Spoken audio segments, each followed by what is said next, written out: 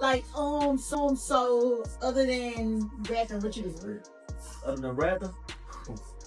What else? My box.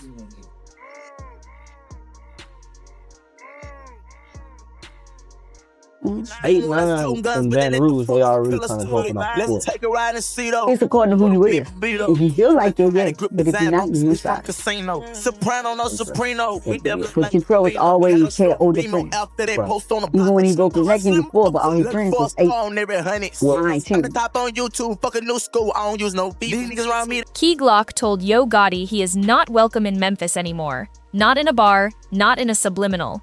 Publicly, directly, on record. The man who built Paper Route Empire after Young Dolph's murder drew a line in front of the entire internet and put Gotti's name on the wrong side of it. And Gaulden, who has spent a decade and a half calling himself the King of Memphis, who built CMG into one of the most powerful labels in the South, said nothing back. That silence, in a city as loud and unforgiving as Memphis, speaks louder than anything he could have said. To understand what Key Glock's statement actually means, you have to understand what Memphis has been living through since November 2021. Because this is not just a rap beef.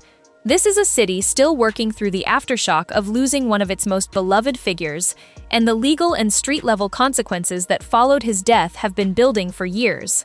Young Dolph was shot and killed outside Makita's Butter Cookies on Airways Boulevard in South Memphis on November 17, 2021. He was 36 years old, in his own city, buying cookies before a Thanksgiving giveaway for the community. 2 men pulled up in a stolen white Mercedes and opened fire. Dolph was gone. Memphis was devastated. The investigation moved fast. Justin Johnson and Cornelius Smith were arrested within weeks. A third man, Hernandez Gaulden, was charged with organizing the hit. Johnson went to trial, was convicted on all counts, and sentenced to life in prison. That part of the story reached its legal conclusion. But the deeper question, who wanted Dolph dead badly enough to pay for it, did not get answered until September 2024. Cornelius Smith took the stand and admitted he was one of the gunmen. Then he said what the streets had been saying for years, but nobody had confirmed under oath. Before the shooting, he had met with Gaulden and with Big Juke, Anthony Mims, the older brother of Yo Gotti, and one of the most powerful figures operating behind CMG's scenes. According to Smith's testimony, Big Juke had placed a $100,000 bounty on Young Dolph's life. Smith and Johnson were each supposed to collect $40,000. Gaulden would take $20,000 for organizing it. Smith said he only received $800 before getting arrested. But he also testified that afterward, Big Juke's attorney contacted his attorney and delivered somewhere between $38,000 and $50,000 in cash. Big Juke was paying the legal fees of the man who killed Dolph. And then he testified to the detail that made everyone reading the court documents stop cold. After the shooting, Smith and Johnson made a FaceTime call directly to Big Juke to confirm Dolph was dead. They called the man who ordered it, like a business transaction. Work confirmed. Justin Johnson was convicted. Gaulden was acquitted. The jury was not satisfied that Smith's testimony alone was enough to convict. Big Juke never faced a courtroom. January 13, 2024, a Saturday afternoon in Memphis. Big Juke was at Perion's restaurant on Winchester Road attending a repast, a family gathering after the funeral of a relative. Somebody knew where he would be. A white Ford Explorer with dark-tinted windows appeared outside. Big Juke was shot. He was transported to St. Francis Hospital and pronounced dead.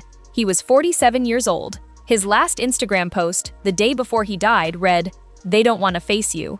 They want to snake you. Stay alert, stay alive. Watch your back at all times." Memphis Police Deputy Chief Paul Wright confirmed publicly that the shooting was targeted. No arrests have been made. The white Ford Explorer was captured on surveillance. The case remains open. Gotti's response was silence. He went on stage at 42 Doug's concert in Detroit, less than a week after his brother was buried. He performed. He showed the world he was still standing. But on the specific question of what happened to Big Juke and why, nothing. Not a word. Not a post. Not a comment. In Memphis, that kind of silence from a man with Gotti's platform carries a very specific meaning. It does not read as grief. It reads as a calculation. Now, around this same period, another name entered the conversation from a different direction. Mozzie. The Sacramento rapper, who had developed relationships with Memphis figures over the years, was shot in his hometown. Reports put him in critical condition, and the shooting in Sacramento had no confirmed direct connection to the Memphis conflict. But the timing, coming in the middle of an already heated period after Big Juke's murder, meant it got folded into the broader narrative people were building online. What is confirmed is that Mozzie's shooting, whatever its causes, added more tension to an environment that was already stretched. Meanwhile, Key Glock was doing what he has been doing since the day his cousin and mentor was taken from him: building. After Dolph's murder, Glock went quiet. He deleted his Instagram, he went home. He processed his grief away from cameras and timelines, and then he came back and made more music. He dropped Proud as a tribute, he kept releasing. He signed with Republic Records while keeping Paper Route Empire intact. His album Glocky debuted at number 8 on the Billboard 200. He went on a 21-city tour and sold it out. He confirmed his next album was finished in early 2026.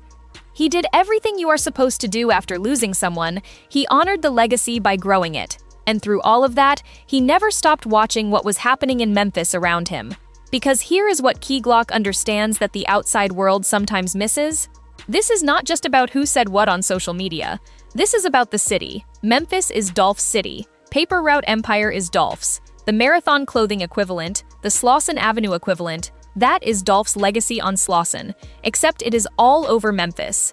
Every artist who came up watching Dolph move independently, build independently, reject CMG independently, knows exactly what his life meant and exactly what his death meant. When Big Juke was named in open court as the man who allegedly bankrolled Dolph's murder, Memphis knew what that meant. When Big Juke was killed at a repass, Memphis knew what that meant. When Gotti went to Detroit and got on stage and said nothing, Memphis knew what that meant. And when Key Glock said Gotti is not welcome in this city anymore, Memphis knew what that meant too. This is not something that fits neatly into rap beef categories. It is not about diss tracks and response records. It is about a man who built himself into the gatekeeper of Memphis rap, who called himself the king of Memphis for over a decade, watching the people closest to him become the documented architects of a murder that took one of his city's most beloved sons.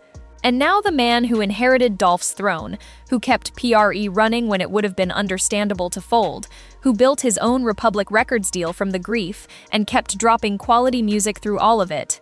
That man has publicly told Gotti to stay out. Gotti has not responded.